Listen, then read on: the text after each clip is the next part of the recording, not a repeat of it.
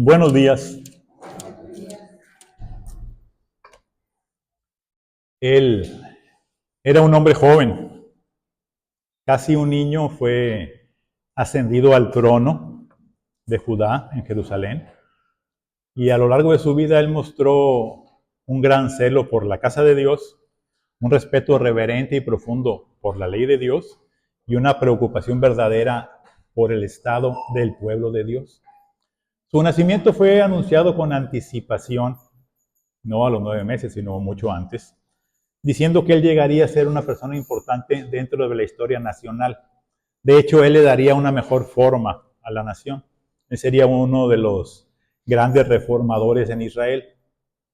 Si pudiésemos viajar en el tiempo y trasladarnos a aquel lugar y tal vez llegar a palacio donde él despachaba los asuntos del reino, donde estaba el rey con sus funcionarios y llegaban a darle reportes, a pedirle audiencia, a solicitar solución a problemas dentro de la comunidad. Podríamos escuchar todo lo que pasara ahí. Y si nos escurriésemos hasta la sala donde el rey pasaba revista a los asuntos del reino, podríamos verle así, recibiendo las visitas, atendiendo y resolviendo los asuntos. Y podríamos llegar y verle, y sí, es un muchacho, es un joven, sin embargo es hábil para desenvolverse en su puesto.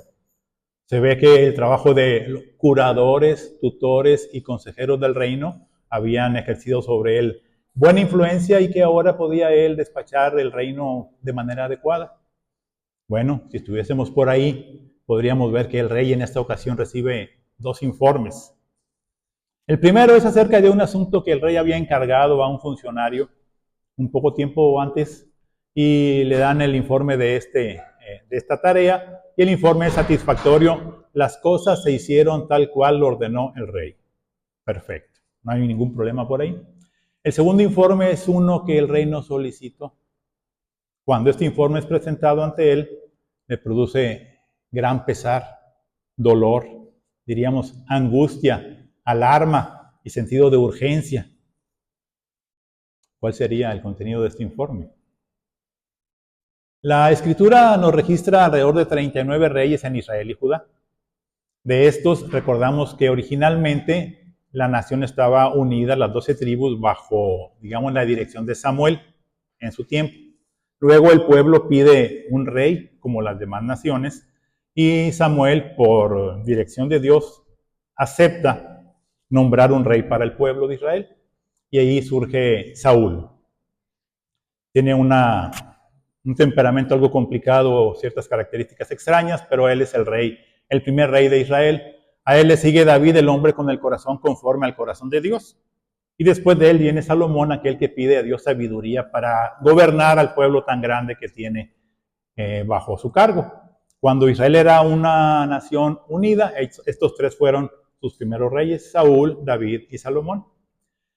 Sin embargo, por la desobediencia y rebeldía del pueblo y del mismo rey Salomón en su tiempo, Dios parte el reino en 2 secciones. La del norte, 10 tribus bajo el mando de Jeroboam en Samaria, y la del sur, en este caso a cargo de Roboam, hijo de Salomón, en Judá. De manera que ahora el reino está dividido en 2 partes: el reino del norte y el reino del sur. El reino del norte tiene después de estos 19 reyes que se van sucediendo hasta que Asiria los conquista por la rebeldía también continuada del pueblo y sus reyes y gobernantes, y los deportan. Es decir, llegan, los conquistan, los toman y se los llevan a otro lugar lejano. Esto lo pueden encontrar en el capítulo 17 del segundo libro de Reyes. Y el último rey de Israel es Oseas. Por la parte de Judá, tienen solamente 8 reyes después de que esto sucede, antes de que Nabucodonosor venga, conquiste y destruya la ciudad, la haga pedazos y también se lleve cautivos a muchos. Esto lo encuentran en el segundo libro de Reyes, en el capítulo 24 y 25. Los últimos reyes en Judá fueron Ezequías, Manasés, Amón, Josías, Joacás, Joacim, Joaquín y Sedequías. Y con ellos se termina toda la sucesión real hasta ese tiempo de lo que había iniciado con Saúl. Ahora, los reyes en Israel y Judá se califica la gestión y su vida completa según lo que habían hecho ante los ojos del Señor. Y el resumen de su vida puede ser: anduvo en los caminos de Jeroboam, haciendo el mal, rebeldía, desobediencia, corrupción, o siguió el camino de David, su padre. Seguir a David, hacer como David, gobernar como David era lo bueno, y andar en los caminos de Jeroboam era lo malo. Entonces, la vida de este joven rey que les menciono fue calificada como muy positiva. Algunos dicen que fue el mejor rey de todos en Israel. Él anduvo en todo el camino de David su padre sin apartarse a derecha ni a izquierda de en pos de Dios. Ahora, a pesar de que este rey tiene esta calificación, en su tiempo tuvo que hacer grandes reformas de alcance nacional para cumplir realmente, para dar la medida de lo que Dios exigía en su ley. Si ustedes quieren aprender algo acerca de un personaje, pueden utilizar el método biográfico. Este es sencillísimo. Buscas todos los pasajes que hablan acerca de ese personaje, lees cada uno, tomas nota. ¿Es un rasgo positivo o es un rasgo negativo? ¿O me deja cierta duda? De manera que vas tomando nota de todos los rasgos, acciones, palabras, resultados que obtiene este personaje, y de manera que al final tenemos un resumen donde podemos apreciar si fue alguien que terminó bien, que fue creciendo, o fue alguien que fue decayendo. Podemos copiar su modelo o podemos evitar las actitudes y acciones que este personaje tenía. Viéndolo así, la vida de los reyes y el método biográfico nos presentan un gran tesoro de conocimiento práctico. En él podemos encontrar modelos buenos y modelos malos. Podemos entender la transformación y la caída, así como el levantamiento y el esplendor de una vida piadosa al estudiar la vida de los reyes.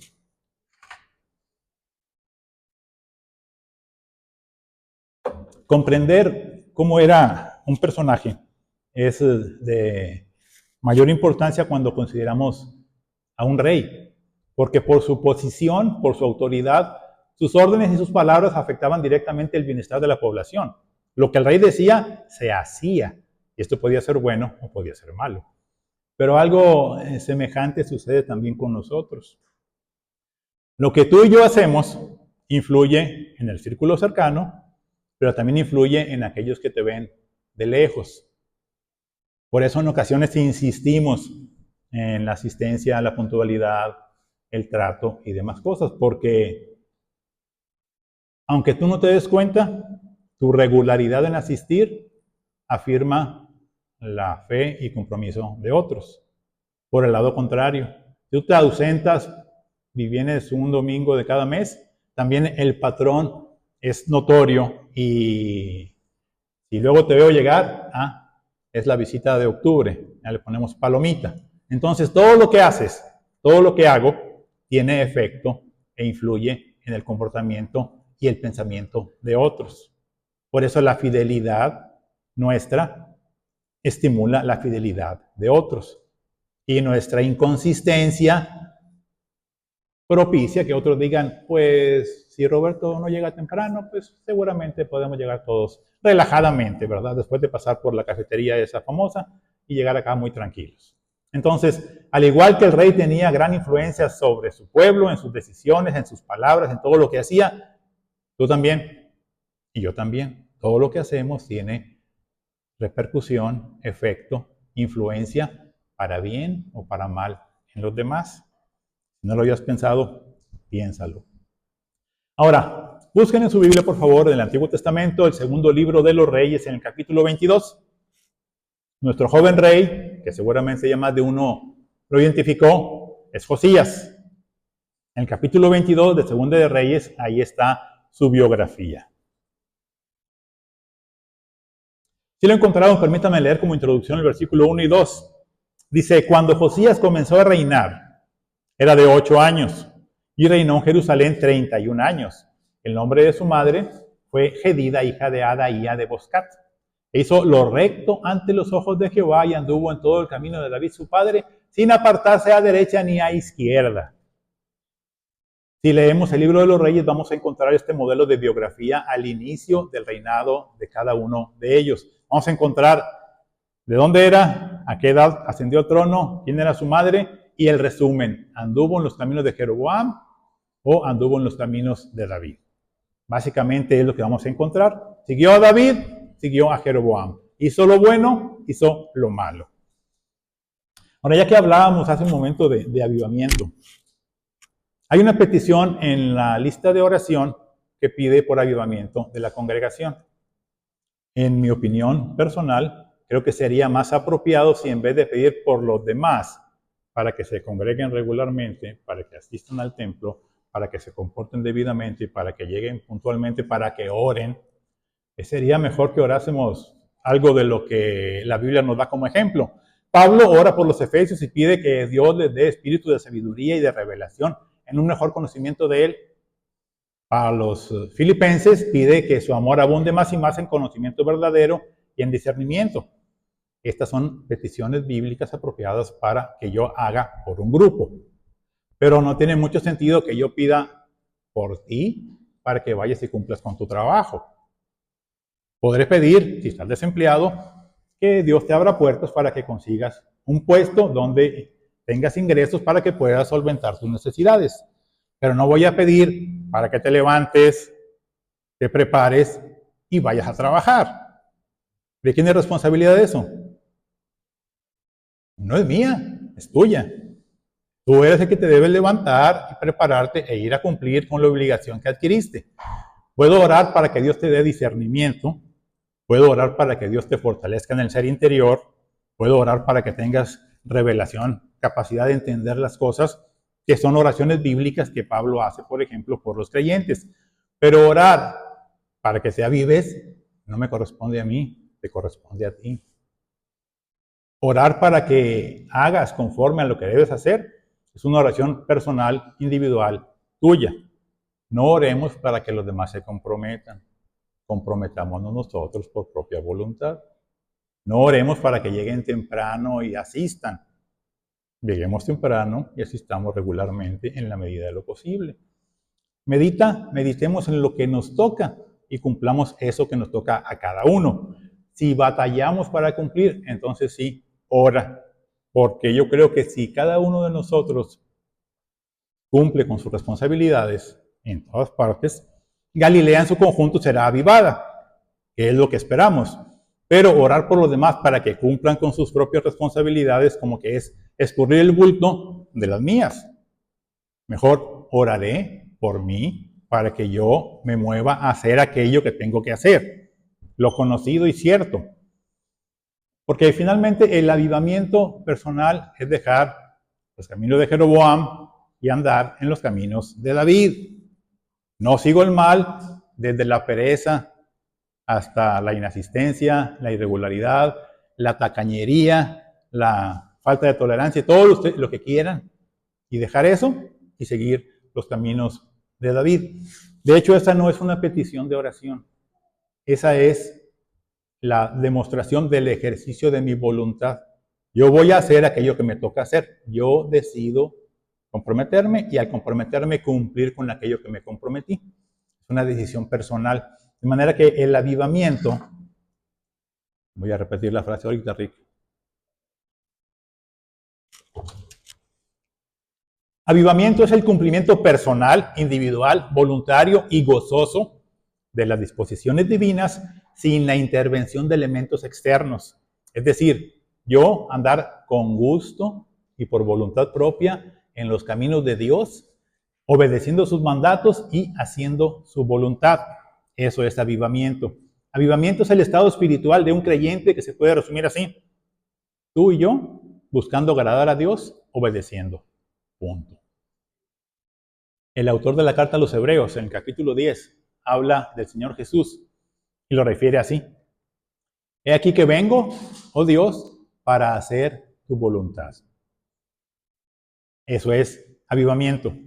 Al referir Hebreos 10 a esta cita es el Salmo 40, que puntualmente en el Salmo dice así: el hacer tu voluntad, Dios mío, me ha agradado, y tu ley está en medio de mi corazón. Esa es la definición bíblica de avivamiento, una vida de obediencia voluntaria, no una obediencia forzada ni convenenciera, diríamos. Entonces, esa es la definición de avivamiento. ¿Saben cómo se nada de muertito? Así nada más, ¿no?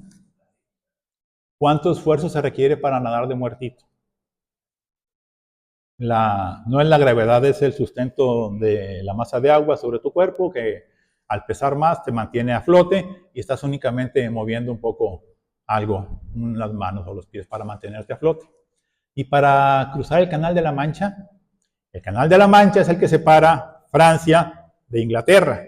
En su punto más corto son 33 kilómetros de un agua fría a menos de 10 grados. La primera vez que alguien cruzó ese espacio tardó 22 horas en hacerlo en 1875. El agua a 6 o 8 grados de frío, nadar 33 kilómetros, tardó 22 horas, casi un día contra el agua fría para llegar al otro extremo. ¿Cuál de las dos se parece a estar avivado? ¿Nadar de muertito o nadar vigorosamente para llegar a un punto? El avivamiento, más que un movimiento congregacional, es un asunto de carácter personal, es una responsabilidad individual. Es ese proceso continuo de reforma personal donde vamos escalando cada vez mayores alturas en santidad, en conocimiento, en trato y obediencia con Dios. Eso es avivamiento, un proceso continuo. De manera que podríamos decir que la vida de un creyente es la de un reformador que se mejora a sí mismo. Así como reformamos la casa y cambiamos pintura, acabados, agregamos paredes, quitamos, agregamos cuartos y hacemos todo tipo de cosas, reformando la casa, así la vida del creyente es una vida de reforma personal.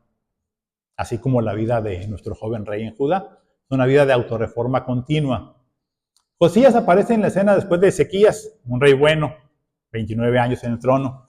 Después de Manasés, un rey, el peor, 55 años de corrupción e idolatría. Y luego le sigue su hijo Amón, que duró 2 años solamente. Y aquí aparece luego Josías, que brilla como una lámpara en la oscuridad. Él le trae esperanza a una nación extraviada. Y es la figura de ese mismo Josías que nos trae esperanza a nosotros de transformación mediante la obediencia a la palabra. Lo que Josías hizo es posible también para nosotros. Y el tema de esta mañana, como ya lo habrán adivinado, es el avivamiento, aunque yo prefiero entenderlo como la reforma personal, el proceso de reforma personal o avivamiento, como lo prefieran. Y el texto, si toman nota alguno, es Segunda de Reyes, en el capítulo 22 y 23, así como el pasaje paralelo en el libro de las Crónicas, en el capítulo 34. Lo narra Reyes y lo narra Crónicas, los mismos eventos de la vida de Josías. Y dentro de este par de pasajes podemos encontrar importantes elementos que forman el proceso de reforma personal que llevó a cabo Josías para ese avivamiento espiritual que yo creo que todos deseamos y que muchos necesitamos con desesperación para cambiar nuestras vidas. Ahora, el avivamiento no es para los que andan fuera, es para los que andan dentro. No es para los que están perdidos tal vez, es para los de casa. Es para aquellos que deberíamos andar conforme a lo que Dios manda y lo decimos, pero realmente no somos tan exactos, tan precisos en llevarlo a cabo.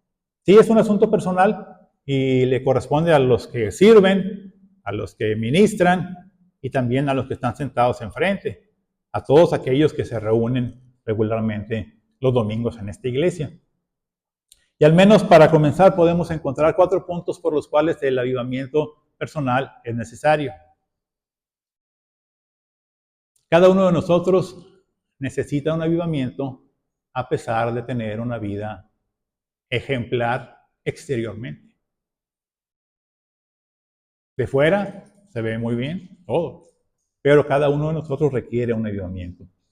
Cada uno de nosotros requiere un avivamiento porque nuestras acciones, por muy bien intencionadas que sean, no siempre van de acuerdo con lo que Dios manda. No siempre latinamos, no siempre lo hacemos como Dios dice, lo hacemos como nos parece o como en el tiempo de los jueces, cada quien hacía lo que bien le parecía. Por ignorancia, por comodidad, pero no siempre hacemos exactamente lo que Dios quiere. Cada uno de nosotros requerimos de un ayudamiento que elimine en nuestra vida todo aquello torcido, pecaminoso, desagradable, mundano y ajeno a Dios que hay en tu corazón y en mi corazón.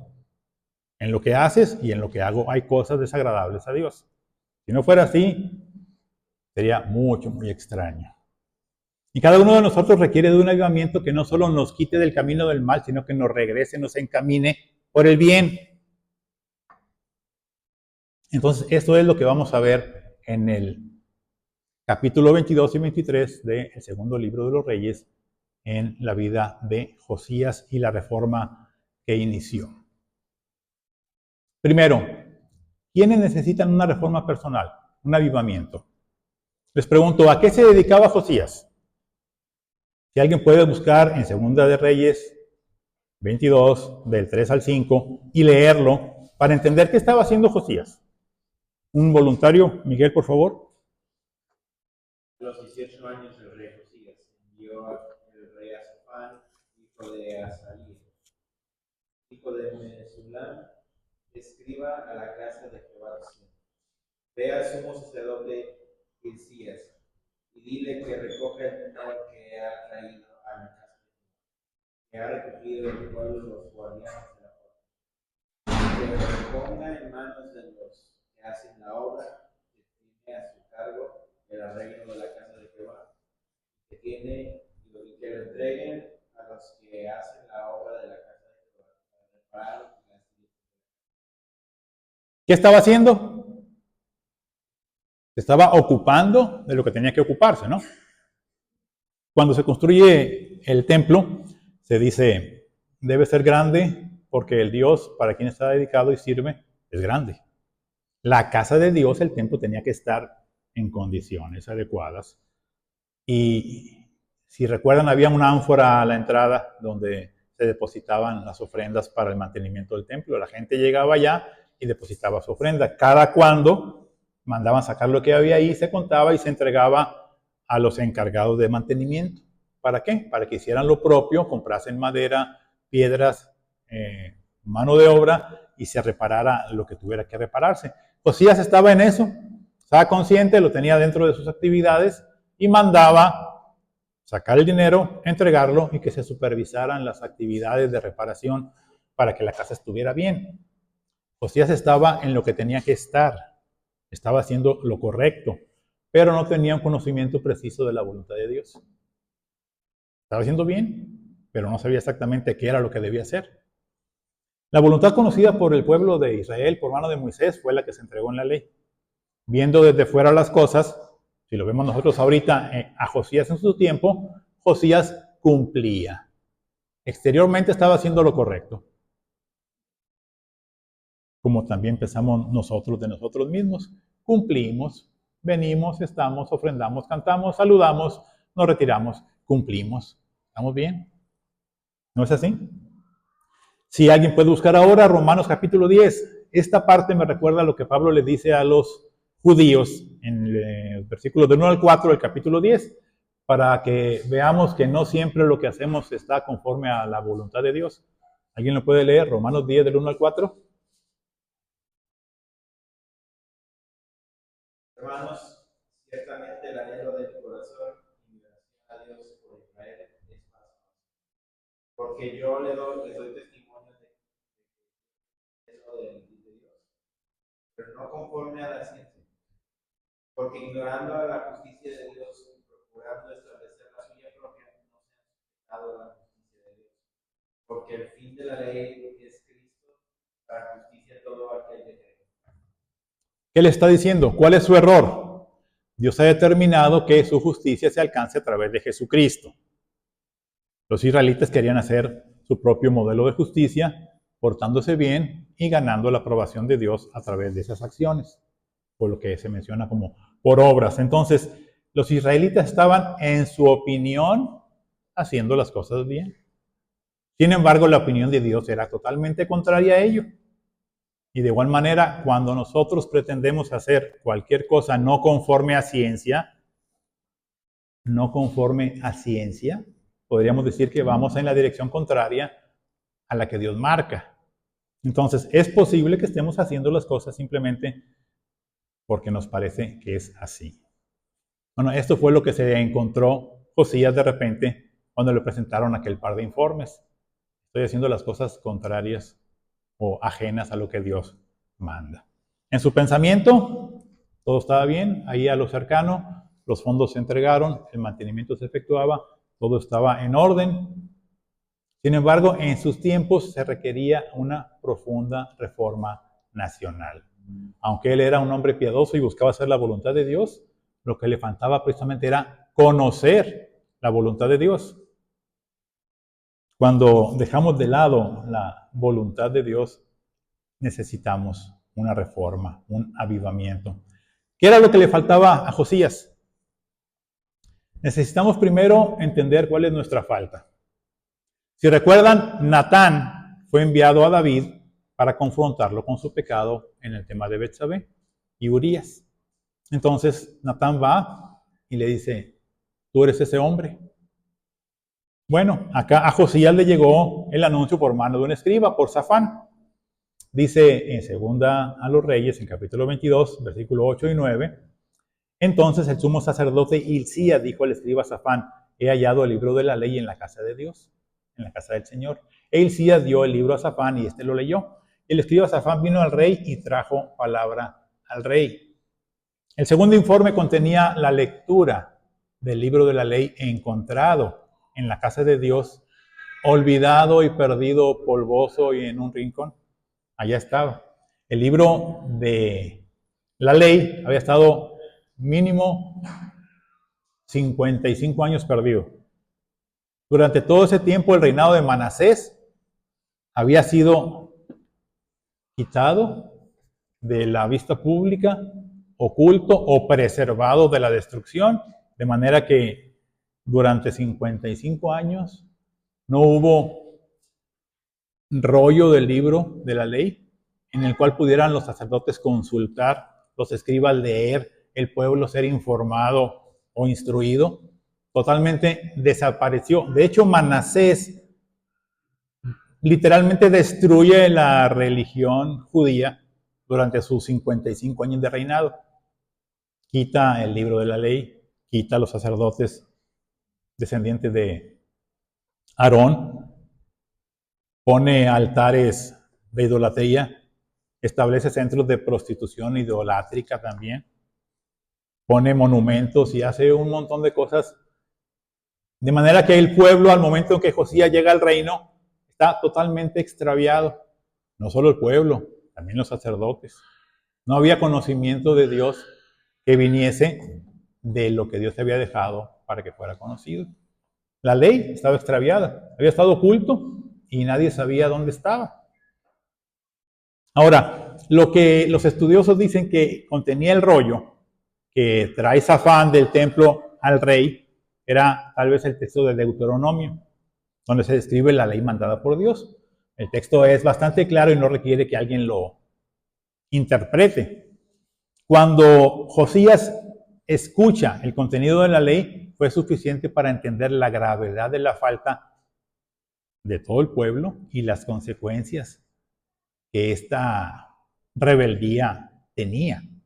Ahora Josías sabía que el pueblo entero, incluyéndolo a él, estaba alejado de Dios. Esa era la verdad simple y llana. Tal vez lo que se leyó fuera Deuteronomio 4, del 25 al 28, que dice, cuando hayáis engendrado hijos y nietos, y hayáis permanecido largo tiempo en la tierra, y os corrompáis, y hagáis un ídolo en forma de cualquier cosa, y hagáis lo que es malo ante los ojos del Señor vuestro Dios para provocarle a ira, pongo hoy por testigo contra vosotros al cielo y a la tierra, que pronto seréis totalmente exterminados de la tierra donde vais a pasar el Jordán para poseerla. No viviréis por mucho tiempo en ella, sino que seréis totalmente destruidos. Y el Señor os dispersará entre los pueblos y quedaréis pocos en número entre las naciones a donde el Señor os llevará. Allí serviréis a dioses hechos por manos de hombre, de madera y de piedra, que no ven, ni oyen, ni comen, ni huelen. Esto que leemos aquí ahora, para nosotros es fácil entenderlo en el panorama. Tenemos el Antiguo Testamento, el Nuevo Testamento, escuchamos prédicas a lo largo de todos estos textos y podemos entender las cosas. Para Josías, en ese momento, era totalmente nuevo. No lo había escuchado en su vida. En sus 18 años no había escuchado que Dios mandaba y demandaba lo que ese texto y otros describían. Era totalmente nuevo para él. Por eso le queda también la impresión tremenda de que estamos en graves problemas.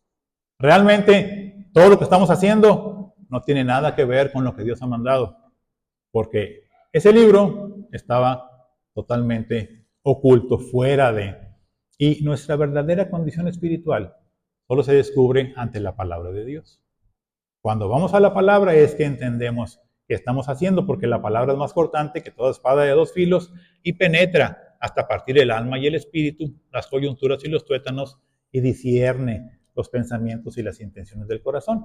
Entonces para nosotros es sencillo ahora.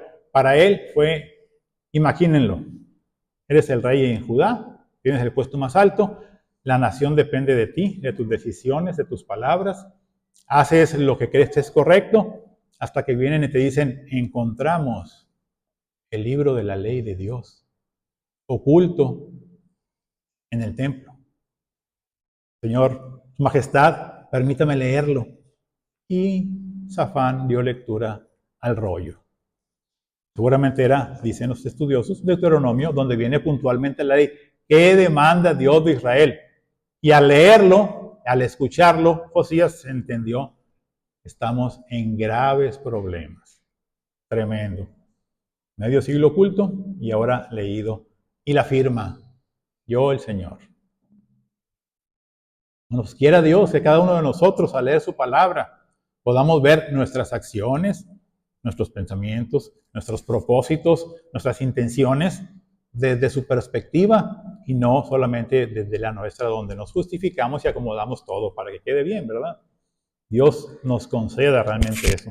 Ahora, el momento en el que te enfrentas tus acciones y pensamientos con lo que Dios dice, es determinante. De tu respuesta a ese momento puede surgir un proceso de transformación que te lleve hacia Dios, hacia arriba, o si lo rechazas puedes hundirte aún más. ¿Cómo reaccionas ante la verdad? ¿Cuál fue la reacción de Josías? Versículo 19, luego que el rey oyó las palabras de la ley, rasgó sus vestidos. El rasgar las vestiduras es un acto simbólico que van a encontrar en el Antiguo Testamento y también en el Nuevo un par de veces, que simboliza dolor, remordimiento, pena, pérdida, luto, gran pesar, y es una respuesta, digamos, emocional, es la más alta expresión física del estado interior, donde el estado interior es de dolor y pesar. Cuando Jacob se entera de que José está muerto, él precisamente hace eso, rasga sus vestiduras, se tiende en el polvo como Job y se pone a llorar ahí. Entonces, romper la ropa, eso es lo que significa, es una expresión de dolor y angustia. A Josías le dolió en el corazón escuchar la lectura del libro de la ley de Dios. Esto es lo que Dios dice y comparado con lo que yo hago, estoy en graves problemas. Igual pasó, recuerdan, con Pablo, cuando va persiguiendo cristianos y es derribado en el suelo, deslumbrado y ahí tirado, escuchan a voz, yo soy Jesús a quien tú persigues. ¿Qué responde Pablo en un momento después? Después de entender que toda su teología estaba equivocada, el perseguir cristianos era perseguir a Dios. El Mesías que él perseguía en sus discípulos era realmente el enviado de Dios. De manera que entonces Pablo ahí tirado se entiende, todo lo que estoy haciendo es equivocado. Estoy persiguiendo, estoy en contra de Dios. O sea, no puede ser, no estoy haciendo bien esto. ¿Qué dice? Señor, ¿qué haré? Se pone a las órdenes de Cristo y el Señor Jesús le dice, ve a tal parte y de ahí en adelante yo te daré instrucciones. 2. Cuando los judíos en Jerusalén escuchan la prédica de Simón Pedro también y él les cita a Joel y todo lo que les ejemplifica sobre el Mesías, un poco más adelante él explica de Jesús y les dice, que ustedes crucificaron es el Mesías de Dios, es el Cristo de Dios, y Dios le ha hecho Señor y Cristo. Al oír esto se compungieron de corazón y dijeron a Pedro y a los otros apóstoles, varones hermanos, ¿qué haremos? ¿Estamos equivocados? ¿Estamos en contra de Dios? ¿Estamos haciendo lo contrario a lo que Él pide? ¿Qué haremos? Ellos recibieron la palabra, se bautizaron y comenzaron a congregarse, a pesar de la opinión pública en contra. Ellos actuaron. Cuando nos encontramos con la verdad que enfrenta nuestras acciones y palabras con la verdad de Dios, debe producirse una respuesta en nosotros. Tiene que haber una respuesta de cambio, necesitamos movernos para corregir. ¿Qué hizo Josías? Pues de inmediato convocó una reunión. Primero, mandó consultar a Dios para saber la gravedad del asunto. Mandó a sus funcionarios, a Hilcías, a Icam, a Abdón y a Safán y a Asaías, siervo del Señor, mandándoles, consulten con el Señor por mí, por el pueblo y por toda la nación para ver qué podemos hacer, porque grande es la ira de Dios contra nosotros por nuestra desobediencia. Nuestra falta es grave y Dios seguramente va a tomar cartas en el asunto. Lo primero que hacen es consultar con Dios para saber qué es lo que está pasando. Ahora, todo el pueblo estaba mal.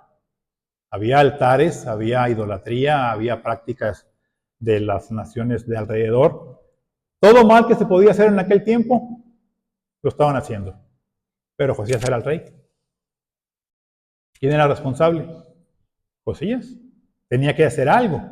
Entonces, era corregir casi 6 décadas de corrupción e idolatría, era el escenario que se topó Josías. No sé, el tiempo promedio de una generación eran creo que 40 años. Entonces, todos aquellos que podían haber estado con Ezequías ya habían probablemente muerto. Tal vez se hubieran alcanzado a comunicar a sus hijos algo de la religión verdadera, tal vez no, pero probablemente había sido barrido por completo todo conocimiento de la ley de Dios. La frase, he hallado el libro de la ley en la casa de Jehová, nos hace entender el tamaño del problema. Un lector, por favor, de Deuteronomio 17, versículos 18 y 19, podríamos leerlo. Deuteronomio 17, 18 y 19.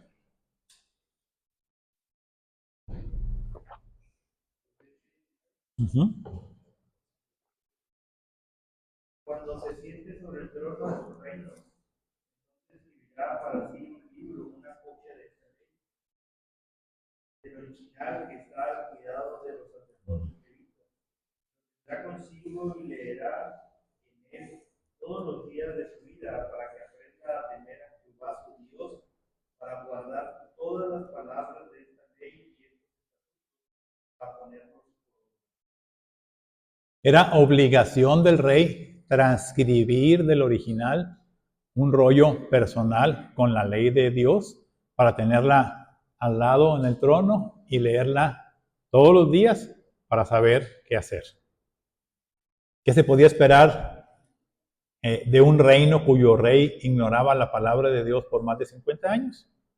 Cuando Moisés muere y Dios le pasa la batuta a Josué, le dice, cumple la ley, medita en la ley, no te apartes de la ley, observa la ley.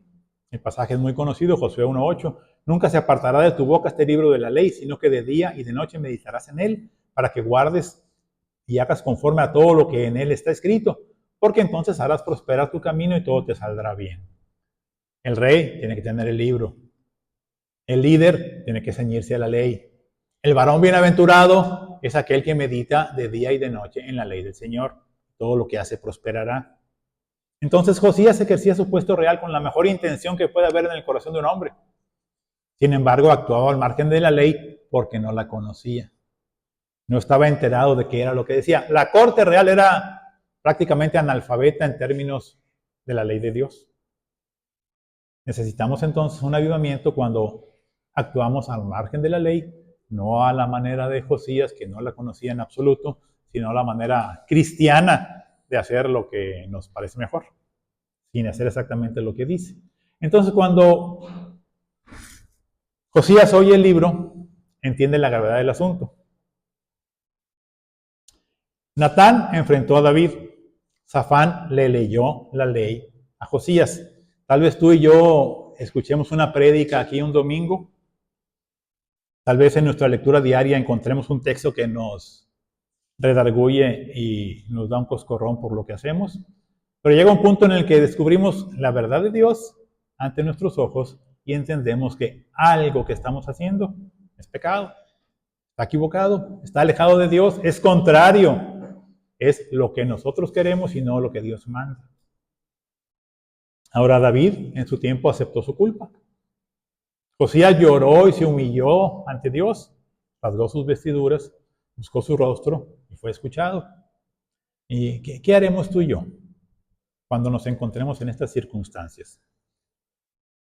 En las empresas RH, el departamento de personal, tiene, al menos donde yo trabajaba, como requisito preparatoria concluida para poder ser candidato a cualquier puesto. Si tienes preparatoria, puedes ir a buscar trabajo ahí. Candidatos iban que eran entrevistados y les hacían la revisión de muchas cosas y le preguntaban, ¿tiene usted preparatoria terminada? No, me salí. Ok, mire, no lo podemos aceptar. Es requisito indispensable que tenga prepa. Pero miren, vaya, haga la prepa abierta, tarda 4 meses, le dan su certificado y entonces viene y platicamos a ver dónde le podemos acomodar. Si tú estuvieras en esa situación, ¿qué harías? ¿Te quedas sin trabajo? ¿O vas, buscas, haces la prepa, te dedicas, le metes 4 meses, obtienes tu certificado y vas a buscar trabajo? Pues obviamente que haríamos eso, corregiríamos nuestro escenario, conseguiríamos aquello que nos falta. Entonces, el escenario de Josías cambió radicalmente de lo que tenía y entendía que estaba a lo que era en realidad. Lo que le faltaba era leer, escuchar el libro de la ley. Entonces, la reforma requiere acción. El avivamiento se compone de acciones que son producidas por nuestro pensamiento encaminado a agradar a Dios. Cuando queremos agradar a Dios, entonces vamos a obedecer y a buscar primero su reino y lo demás dejarlo. ¿Qué haremos después de conocer la verdad? ¿Qué hizo Josías? Josías hizo, digamos, en general, 2 cosas. Por un lado, promovió un compromiso público de toda la población, funcionarios, sacerdotes, él mismo, para obedecer la ley de Dios. El capítulo 23 nos da la primera parte del proceso de avivamiento o el proceso de la reforma que Josías inició después de enterarse que estaba mal delante de Dios. Que fue después de esto que dijo, ¿cómo nos corregimos? Bueno, habrá que aceptar, obedecer todo lo que Dios manda. Perfecto. Convoca a todo el pueblo, todos, por completo, chicos y grandes, sacerdotes y no, todo tipo de personas ahí. Dice el capítulo 23, ¿qué hizo Josías?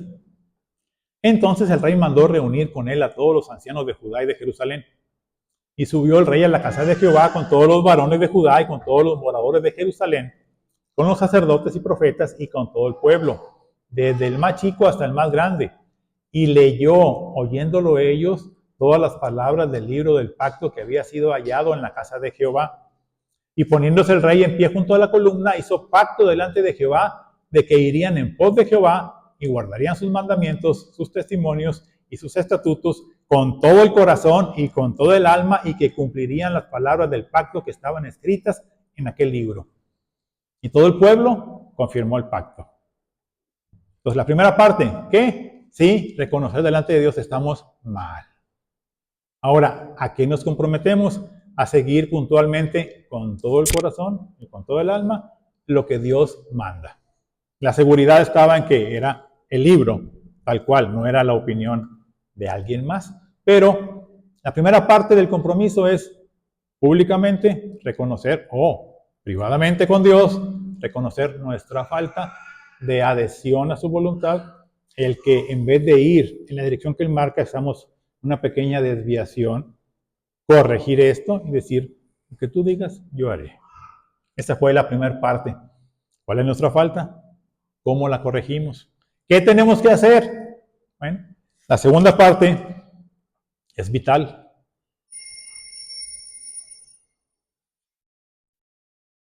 Y ese era para enfatizar, ¿no? O para despertar a algunos. Si fuéramos sinceros y nos apartáramos un rato de todos y nos encerrásemos en nuestra recámara o en el jardín tranquilamente, en un sitio donde pudiéramos meditar y reflexionar, ¿cuántas cosas contrarias a la voluntad de Dios podríamos encontrar en nosotros? ¿Habría algo que corregir? ¿Habría algo que refinar, que mejorar, que quitar, que eliminar por completo? Pensamientos que ser extirpados cuando se detectan, prácticas, relaciones peligrosas, cosas que no agradan a Dios. ¿Cuántas podríamos encontrar? Bueno, la segunda parte de lo que hizo Josías es un relato muy largo de cosas que comenzó a corregir puntualmente. La reforma personal implica ir retirando todo aquello ajeno a Dios de nuestra vida.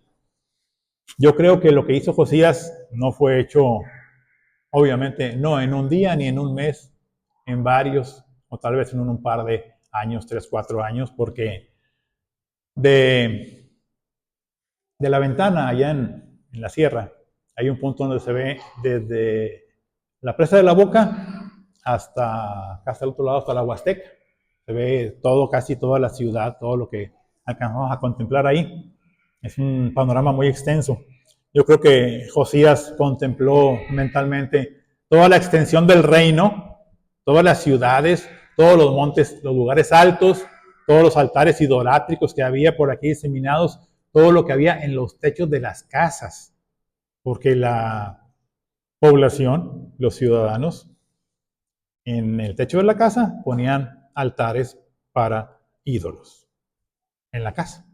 Más los que había en el monte, más los que había en el propio templo había cosas así. Yo creo que en un momento Josías contempló todo aquello y de inmediato, sin esperar más, entonces mandó el rey al sumo sacerdote Hilcías, a los sacerdotes de segundo orden y a los guardianes de la puerta, vayan numerándolo, que sacasen del templo de Jehová todos los utensilios que habían sido hechos para Baal, para Acera y para todo el ejército de los cielos. Y los quemó fuera de Jerusalén en el campo del Cedrón, e hizo llevar las cenizas de ellos a Betel.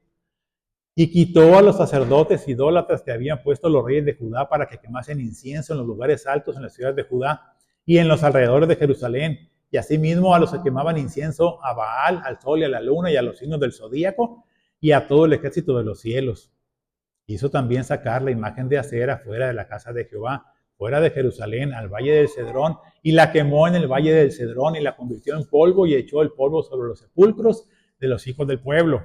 Además derribó los lugares de prostitución idolátrica que estaban en la casa de Jehová, en los cuales tejían las mujeres tiendas para Acera, e hizo venir todos los sacerdotes de las ciudades de Judá, y profanó los lugares altos donde los sacerdotes quemaban incienso, desde Jeba hasta Beerseba, y derribó los altares de las puertas que estaban a la entrada de la puerta de Josué, gobernador de la ciudad, que estaban a la mano izquierda a la puerta de la ciudad.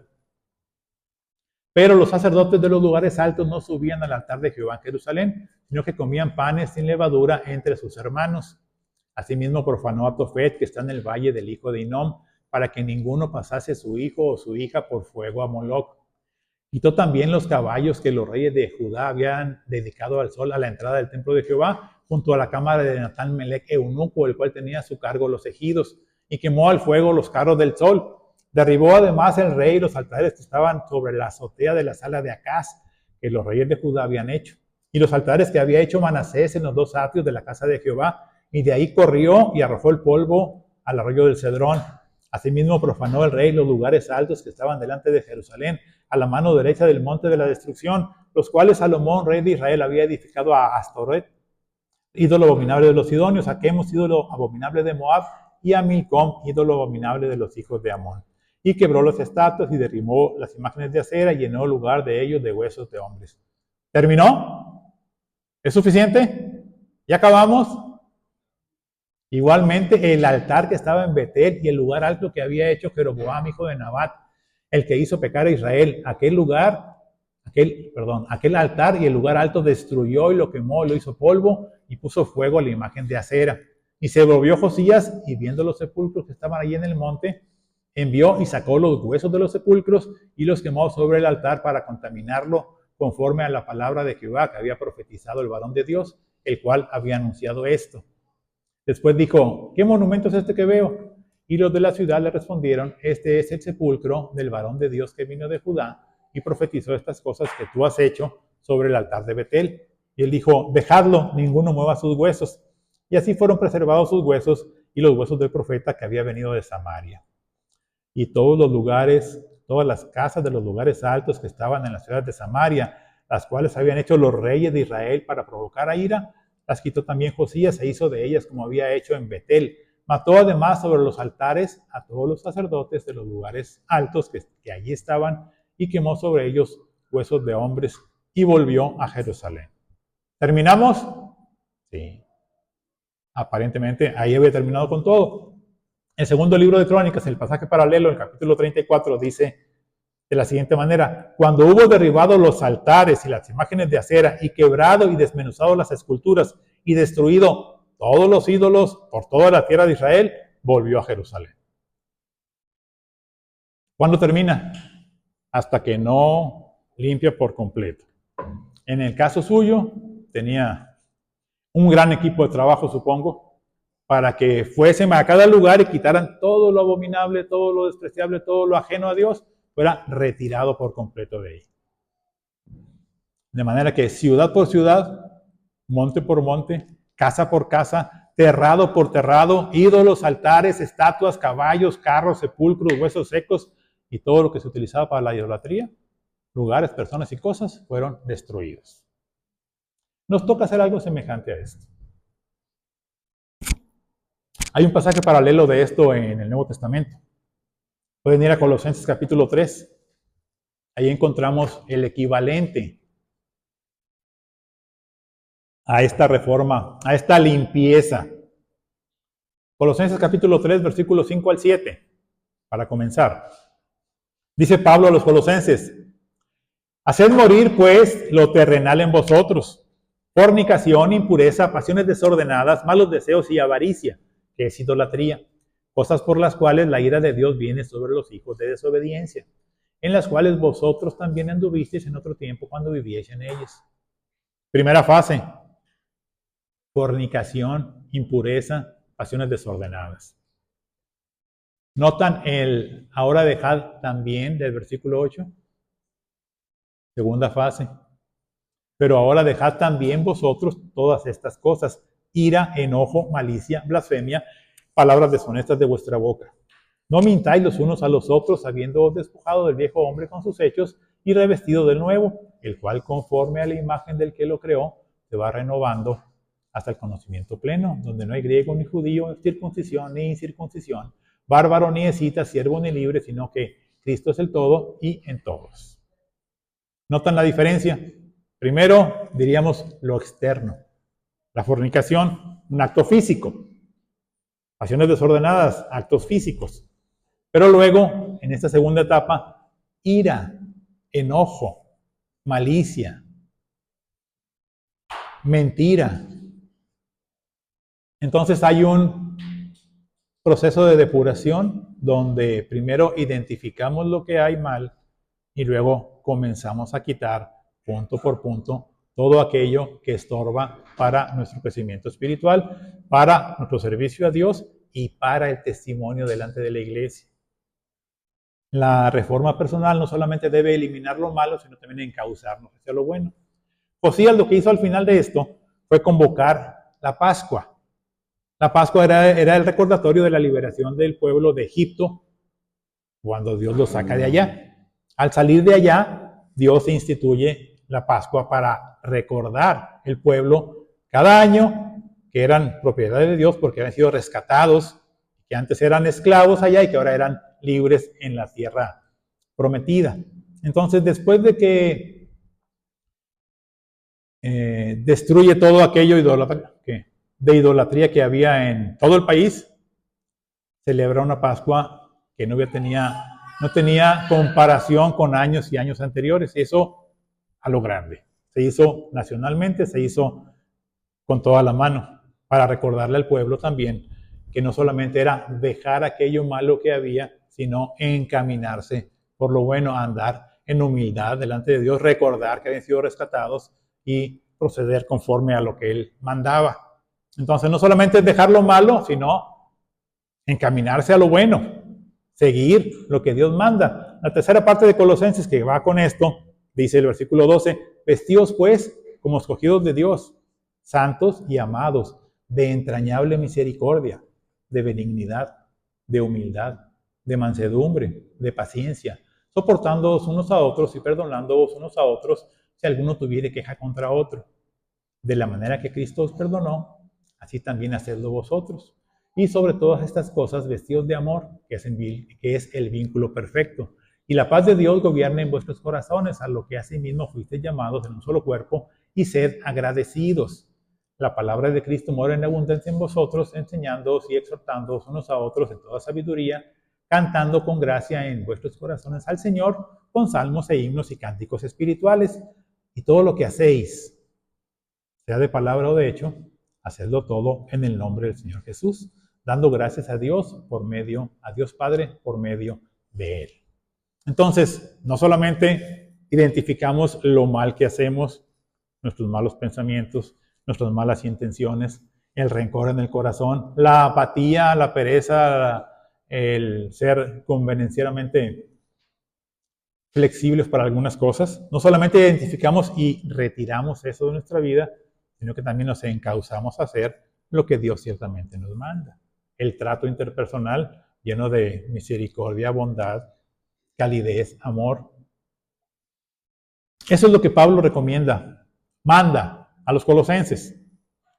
La manera de vivir del creyente vestidos de Cristo. Así como si fuera, bueno fuera que al contemplarnos alguno pensara tal cual fuera Cristo entre nosotros. Tal cual la bondad del Señor. Tal cual su compasión. Tal cual su autoridad. Tal cual su rectitud al vernos. Eso sería lo que el ser revestidos de Cristo traería. Ahora, la reforma de Josías tuvo un gran problema. Durante el tiempo que vivieron en ignorancia, la corrupción de décadas anteriores había sido tan extensa que tal vez no había un lugar limpio ni un corazón puro en toda la población de Israel. Una corrupción total. Cuando Josías llega y se entera por la lectura del libro de la ley, entiende, hay que corregir esto de fondo y se pone a trabajar en ello. Un compromiso grupal no siempre es la mejor manera. No es la mejor manera. Un pacto público no es la mejor manera. Les digo por qué. Dice en Crónicas, Josías hizo que se obligaran a ello todos los que estaban en Jerusalén y en Benjamín, y los moradores de Jerusalén hicieron conforme al pacto de Dios, el Dios de sus padres, y quitó Josías todas las abominaciones de toda la tierra de los hijos de Israel, e hizo que todos los que se hallaban en Israel sirviesen a Jehová su Dios. No se apartaron de en pos de Jehová, el Dios de sus padres, todo el tiempo que vivió. La reforma de Josías funcionó mientras Josías estuvo vivo. Él era la imagen de la reforma. Él era el que había puesto las bases. Él era el que había quitado todo y había obligado a que todos dijeran, sí, yo seguiré al Señor. ¿Cuál es el problema con esto? ¿Estaba bien, no? No. El compromiso es individual, personal y voluntario. Mientras Josías vivió, estuvo también con el dedo en el renglón. No idolatría, no doctrinas extrañas, no gente rara dentro del templo. Todo lo que la ley marcaba, Josías lo cuidaba. Sin embargo, el pueblo, por lo visto aquí y otros pasajes del tiempo, en el corazón no estaban en línea con Dios. No estaban en armonía con Dios. No buscaban cada uno de los israelitas en la nación agradar a Dios. Mientras Josías estuvo ahí, funcionó. Por eso es también que Pablo dice, si pues habéis resucitado con Cristo, buscad las cosas de arriba, donde está Cristo sentado a la diestra de Dios. Poned la mira en las cosas de arriba, no en las de la tierra, porque habéis muerto. Y vuestra vida está escondida con Cristo en Dios. Cuando Cristo, vuestra vida, se manifieste, entonces vosotros también seréis manifestados con Él en gloria. Necesitamos cambiar el enfoque. Necesitamos tomar el ejemplo de Josías en todo lo que hizo por el respeto y reverencia ante la ley de Dios. Josías dijo, el Señor manda esto, eso es lo que haremos. Ahora, quitemos todo el mal que está esparcido, celebremos la Pascua, recordemos que el Señor nos rescató, hagamos lo bueno. Pero en cierta manera, la conformidad con la autoridad hacía que el pueblo siguiera exteriormente a Dios, pero no estaba en el corazón. Por eso Pablo dice, nosotros que hemos nacido de nuevo con Cristo, debemos seguirle. Esa es la diferencia. Necesitamos dejar de hacer lo malo, seguir lo bueno, pero partiendo de una verdadera relación personal con Dios y un verdadero compromiso personal con Dios. Al final va a haber un compromiso global, pero parte de un compromiso individual. Cada uno de nosotros tiene que hacer cuentas con Dios, limpiar su propia vida, encaminarse a hacer el bien y participar en la iglesia local. Pero un compromiso que sea comunitario funciona a veces y a veces no. ¿Cuándo funciona? Cuando los elementos involucrados realmente se comprometen de forma individual con Dios. Si no estás comprometido con Dios, te pueden invitar y puedes firmar, como hay varios ejemplos en la Escritura, y no va a significar nada. Entonces, lo que tenemos que hacer, la reforma personal, aquella que nos lleva a crecer en conocimiento de Dios, en obediencia a Dios, en servicio a Dios, en testimonio con la congregación y con cuanto nos ven, es partiendo de un compromiso personal con el Señor. Necesitamos primero hacer cuentas con Él, necesitamos primero ir aquí, comparar lo de acá. Y lo que esté fuera de aquí debe ser retirado. Lo que dice aquí tiene que ser seguido, pero debe ser de corazón. De corazón. Tú debes decidirlo. Vamos a orar para terminar. Señor nuestro Dios, te damos gracias. Muchas gracias porque eres bueno con nosotros. Concedes sustento, abrigo, cuidado, protección, consuelo en su momento, fortaleza y vigor. Y también nos das discernimiento para entender tu palabra y para perseguir hacer tu voluntad. Guarda a tu pueblo. Bendícenos en el entendimiento de tu palabra para hacer todo aquello que tú nos mandas, para retirar de nuestra vida, de nuestro pensamiento, de nuestro corazón, nuestras acciones, todo aquello que no te agrada, realmente ser renovados, tomar cartas en el asunto y comenzar a quitar aquello que no te agrada, y no solamente hacer eso, sino también a buscar hacer el bien y a andar en los caminos de David, haciendo tu voluntad, obedeciéndote y buscando agradarte en todo. Concede esta gracia también a tus siervos, Padre, de poder ser diligentes en atender tus caminos, tu palabra, tu voz. En el nombre de Jesús. Amén.